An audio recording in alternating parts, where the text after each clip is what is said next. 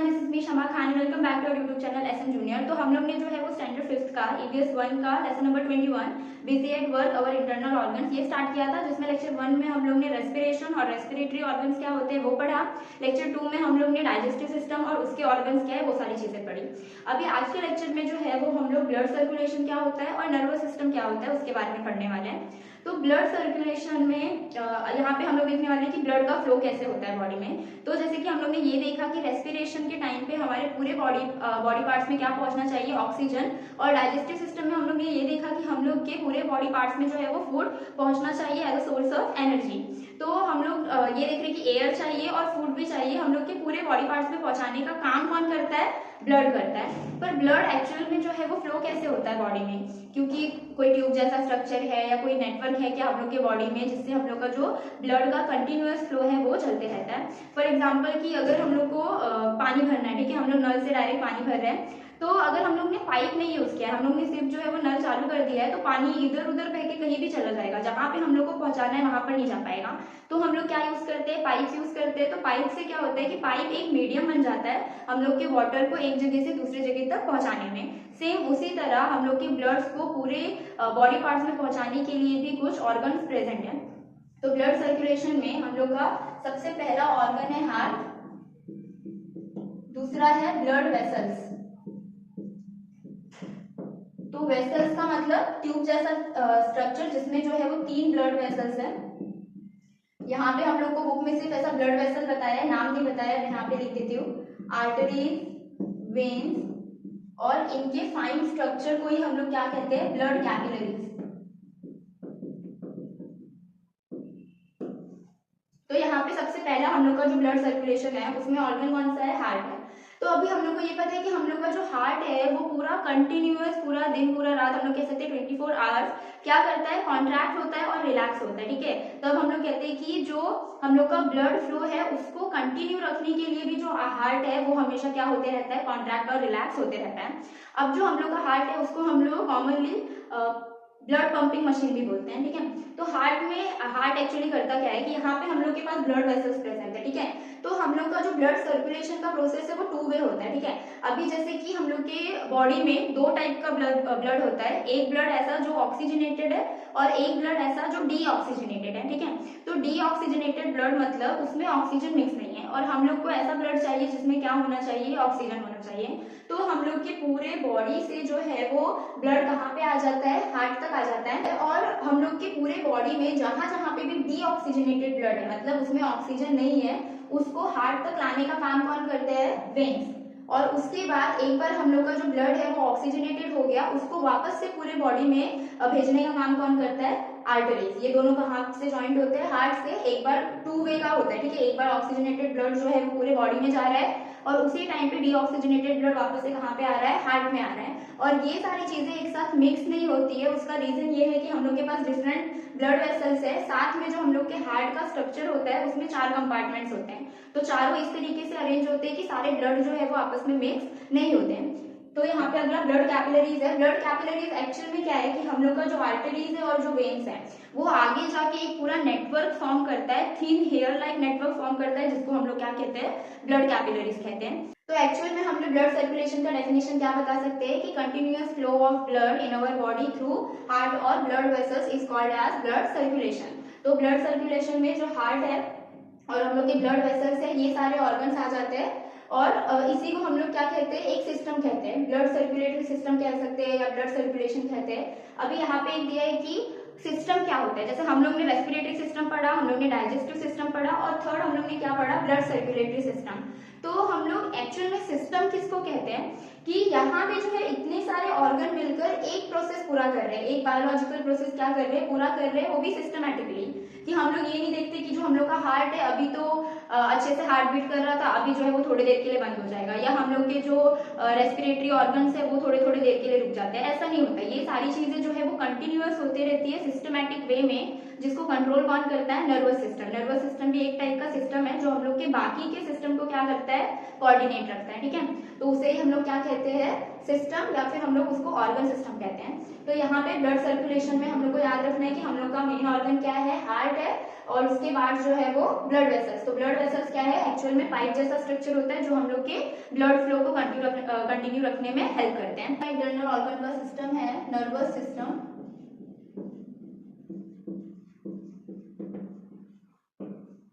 तो nervous system क्या होता है बेसिकली? जैसे अगर हम लोग ने रेस्पिरेटरी सिस्टम बोला या रेस्पिरेशन बोला तो हम लोग तुरंत क्या सोचते हैं कि हाँ ये कुछ तो जो है वो ब्रीथिंग से रिलेटेड है या ऑक्सीजन कार्बन डाइऑक्साइड से रिलेटेड है। फिर किसी ने अगर डाइजेस्टिव सिस्टम बोला तो हम लोग तुरंत सोचते हैं हाँ फूड से रिलेटेड है, हम लोग का फूड डाइजेस्ट होता है और उसमें जितने भी ऑर्गन यूज हो रहे हैं वो किस में आ जाते हैं? डाइजेस्टिव सिस्टम में। फिर ब्लड सर्कुलेशन में जो है वो ब्लड और ब्लड वेसल्स आ जाते हैं। अभी नेक्स्ट है नर्वस सिस्टम क्या होता है और इसका यूज क्या होता है। तो अभी जैसे कि हम लोग के बॉडी में इंटरनल ऑर्गन्स बहुत सारे प्रोसेस करते रहते हैं, साथ में जो है वो हम लोग के एक्सटर्नल ऑर्गन्स भी काम करते रहते हैं, ठीक है। हम लोग चल रहे हैं, खेल रहे हैं, खाना खा रहे हैं, ऐसे करके हम लोग दिन भर में बहुत सारी एक्टिविटीज करते हैं अपने एक्सटर्नल ऑर्गन से, ओके। और हम लोग के इंटरनल ऑर्गन में तो कंटिन्यूअस सब कुछ चलते रहता है। तो ये सारी चीजें जो है वो सिस्टमैटिकली होती रहती है, कोऑर्डिनेट में होती रहती है, या हम लोग कह सकते हैं कोऑर्डिनेशन। तो ये जो कोऑर्डिनेशन वर्ड है वो एक्चुअल में किसके लिए होता है? नर्वस सिस्टम के लिए, क्योंकि हम लोग का नर्वस सिस्टम जो है वो हम लोग को हेल्प करता है बाकी सारे सिस्टम को भी सिस्टमैटिकली चलाने का काम किसका होता है? नर्वस सिस्टम का। अब यहाँ पे जो है नर्वस सिस्टम में हम लोग बोलेंगे कि हम लोग का जो सारी चीजों पे जो कंट्रोल है या हम लोग जो भी काम कर पा रहे हैं या नहीं कर पा रहे हैं उस पर किसका कंट्रोल होता है? हमारे ब्रेन का कंट्रोल रहता है। तो नर्वस सिस्टम के पार्ट में ही क्या आ जाता है? ब्रेन आ जाता है। तो अभी हम लोग जो है वो नर्वस सिस्टम में कौन कौन से पार्ट्स आते हैं वो देखेंगे। तो नर्वस सिस्टम में बेसिकली सबसे पहला जो है वो हम लोग का है ब्रेन। ब्रेन के बाद हम लोग का स्पाइनल कॉर्ड, देन नर्व्स और हम लोग के सेंसरी ऑर्गन्स। तो नर्वस सिस्टम एक्चुअल में हम लोग को हेल्प किस में रखता है? कोऑर्डिनेशन में हेल्प रखता है, या हम लोग ये कह सकते हैं कि हम लोग के जितने भी ऑर्गन्स है, चाहे वो एक्सटर्नल ऑर्गन्स है या इंटरनल ऑर्गन्स है, उनका जो भी एक्टिविटी हो रहा है वो सारे को कोऑर्डिनेट में रखना है। हम लोग कह सकते हैं सारे काम एकदम सिस्टमैटिकली करने का काम किसका होता है? नर्वस सिस्टम का। तो नर्वस सिस्टम एक्चुअल में क्या है कि सारे जितने भी नर्वस सिस्टम है या जितने भी ऑर्गन्स है उस पर उसका क्या रहता है? कंट्रोल रहता है। तो यहाँ पे सबसे पहला मैंने पार्ट लिखा है ब्रेन का। तो अभी हम लोग को जैसे कोई भी चीज याद रखनी है, या हम लोग कभी भी हम लोग क्या करते हैं कि लोगों को कहते हैं कि हाँ इसको जो है वो इसका ब्रेन बहुत अच्छा है, इसको तो आसानी से सारी चीजें याद होती है, या किसी को जो आसानी से सारी चीजें याद नहीं होती है, तो हम लोग सबका ब्रेन किस पे डाल देते हैं? ब्रेन पे। तो ब्रेन एक्चुअल में हम लोग को किस में हेल्प करता है कि हम लोग के जितने भी सेंसरी ऑर्गन्स है, हम लोग कहेंगे कि जो भी हम लोग के सेंसरी ऑर्गन्स है, चाहे वो हम लोग की आईज हो या हम लोग की ईयर हो, स्किन, टंग, ये सारी चीजें क्या है कि हम लोग को एक्चुअल में एक फील बताती है कि हाँ किसी ने मुझे पीछे से बुलाया, मैं तुरंत क्या कर रही हूँ? उसको रिस्पॉन्ड कर रही हूँ। तो ये काम भी किसकी वजह से हुआ है? ब्रेन की वजह से। पर सिर्फ ब्रेन की वजह से हुआ है क्या? नहीं, यहाँ पे और भी हम लोग के पास दो ऑर्गन्स है जो इसमें हेल्प करते हैं। तो हम लोग का पहला है स्पाइनल कॉर्ड, मतलब हम लोग की जो बैकबोन है या हम लोग की रीढ़ की हड्डी है वो, और नर्व्स। तो एक्चुअल में कैसा स्ट्रक्चर होता है कि हम लोग का ब्रेन होता है सबसे फर्स्ट पार्ट पे, और हम लोग को पता है कि हम लोग का ये जो बैक है वो कहीं ना कहीं यहाँ पे जो हम लोग की गर्दन के पास है वहां पे भी क्या प्रेजेंट होता है? बोन प्रेजेंट होता है। तो यहाँ से एक्चुअल में क्या होता है? स्पाइनल कॉर्ड पूरा का पूरा हम लोग का प्रेजेंट है। किससे ज्वाइंट है? बीच में एक पार्ट आता है मेडुला ऑब्लिंगेटा, क्योंकि हम लोग के जो ब्रेन है, हम लोग का जो ब्रेन है उसके भी बहुत सारे पार्ट्स है, तो वो हम लोग बाद में देखेंगे।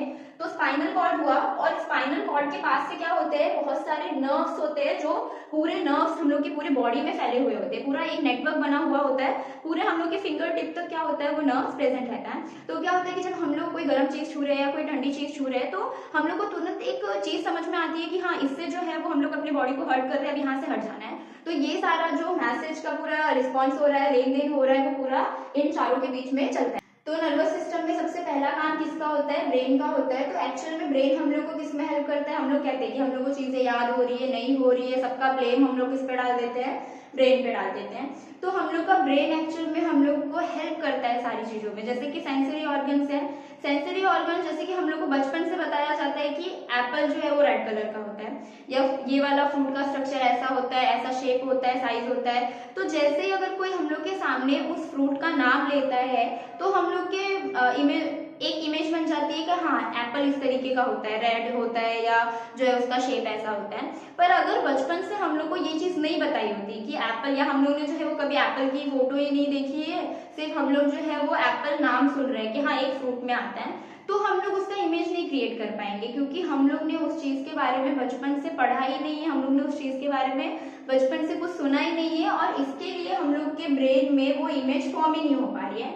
तो ब्रेन, नेक्स्ट स्पाइनल कॉर्ड क्या है, हम लोग का ब्रेन से हम लोग कह रहे हैं कि हम लोग की बैकबोन है। तो हम लोग को ये पता है कि हम लोग का बैकबोन किस में हेल्प कर रहा है, हम लोग को सपोर्ट प्रोवाइड कर रहा है, फ्लेक्सिबिलिटी प्रोवाइड कर रहा है। पर एक्चुअल में स्पाइनल कॉर्ड भी किस में हेल्प करता है कि ये जो मैसेज एक जगह से दूसरी जगह जा रहा है वो। थर्ड है हम लोग का नर्व। तो अभी जैसे कि हम लोग के नर्व जो है वो पूरे बॉडी में फैले हुए होते हैं, ठीक है, कि अगर मैंने जो है वो किसी बहुत ही ज्यादा गर्म चीज को छुआ, ठीक है, तो यहाँ फिंगर टिप पे जो नर्व्स है वो मैसेज तुरंत कहाँ पे जाएगा, ब्रेन पे जाएगा, और हम लोग को एक मैसेज मिलेगा कि हाँ हम लोग को वहां से हटना है या नहीं हटना है। तो ये सारी चीजें किसमें आती है, नर्वस सिस्टम में।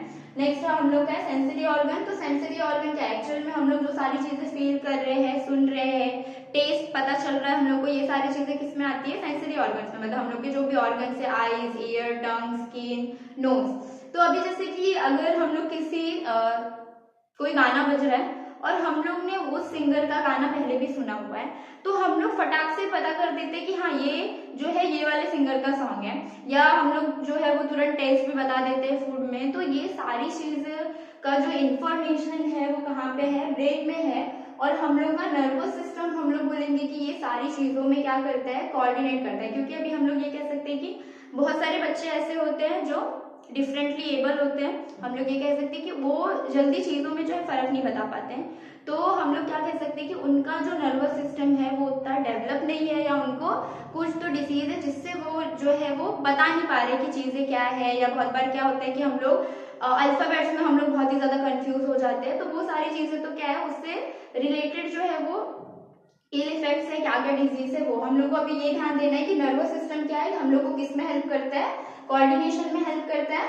तो हम लोग का जो ब्रेन है, स्पाइनल कॉर्ड, नर्व्स, और यहाँ पे कौन हम लोग को हेल्प करते हैं, सेंसरी ऑर्गन, कि हम लोग के नर्व्स जो है वो पूरे बॉडी में फैले हुए, किससे लगकर फैले हुए, स्पाइनल कॉर्ड से लगकर फैले हुए हैं। तो क्या होता है, मैसेज का जो है वो हम लोग कह सकते हैं लेन देन होता है। हम लोग को जो है वो चीजें पता चलती है, या हम लोग को टेस्ट पता चलता है, हम लोग को ये पता होता है कि क्या करना है क्या नहीं करना है, चाहे वो एक्सटर्नल एक्टिविटीज हो या इंटरनल एक्टिविटीज हो, उन सबको कोऑर्डिनेट में रखने का काम किसका होता है, नर्वस सिस्टम का होता है। तो यहाँ पे जो है वो हम लोग के सारे सिस्टम जो है वो खत्म हो गए। इस चैप्टर में जो है हम लोग को सिर्फ 4 सिस्टम दिए हैं, पर और भी बहुत सारे सिस्टम, ऑर्गन सिस्टम है। जैसे कि एक हो गया स्केलेटल सिस्टम, उसके बाद एक्सक्रीटरी सिस्टम के बारे में इसमें नहीं दिया हुआ है। तो हम लोग ये देखते हैं कि हम लोग ने कौन कौन से सिस्टम पढ़े। सबसे पहला हम लोग ने रेस्पिरेटरी सिस्टम पढ़ा था, उसके बाद डाइजेस्टिव,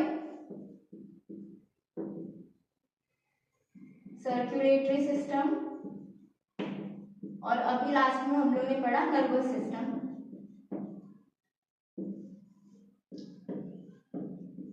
इस लेसन में हम लोग को सिर्फ इतने 4 सिस्टम के बारे में दिया है, पर और भी सिस्टम है। एक होता है स्केलेटल सिस्टम और एक होता है एक्सक्रीटरी सिस्टम।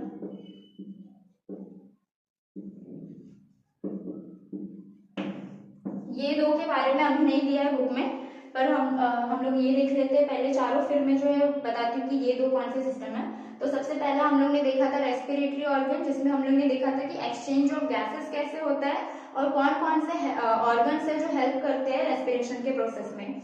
नेक्स्ट हम लोग ने देखा था डाइजेस्टिव सिस्टम। तो डाइजेस्टिव सिस्टम में एक्चुअल में क्या होता है कि हम लोग ने जो भी फूड खाया है वो एक ऐसे सब्सटेंस में फॉर्म होता है कि वो ब्लड में मिक्स होगा और हम लोग के पूरे बॉडी पार्ट तक पहुंचेगा। नेक्स्ट देखा था हम लोग ने सर्कुलेटरी। तो सर्कुलेटरी में हम लोग ने ये देखा कि जिस तरीके से हम लोग का ऑक्सीजन और फूड जो है वो ब्लड में मिक्स होकर क्या होता है, सारे बॉडी पार्ट्स तक पहुंचता है। तो एक्चुअल में ब्लड कैसे सर्कुलेट होता है, तो उसमें हम लोग ने हार्ट और ब्लड वेसल्स के बारे में देखा। नेक्स्ट जो था नर्वस सिस्टम, कि ये जितने भी सिस्टम है उसको कोऑर्डिनेट में रखने का काम कौन करता है, नर्वस सिस्टम, जिसमें कौन कौन से ऑर्गन्स आते हैं, हम लोग का ब्रेन आता है, स्पाइनल कॉर्ड, नर्व्स और सेंसरी ऑर्गन्स।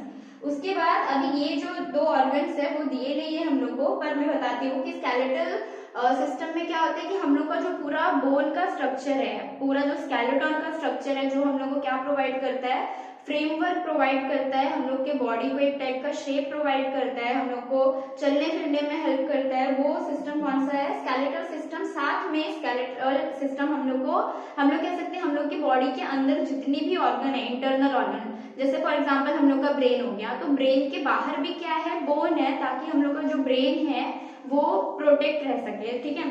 तो स्केलेटल सिस्टम हम लोग को फ्रेमवर्क प्रोवाइड करता है, सपोर्ट प्रोवाइड करता है, और साथ में हम लोग के इंटरनल ऑर्गन्स को प्रोटेक्ट रखने का काम भी किसका होता है? स्केलेटल सिस्टम का।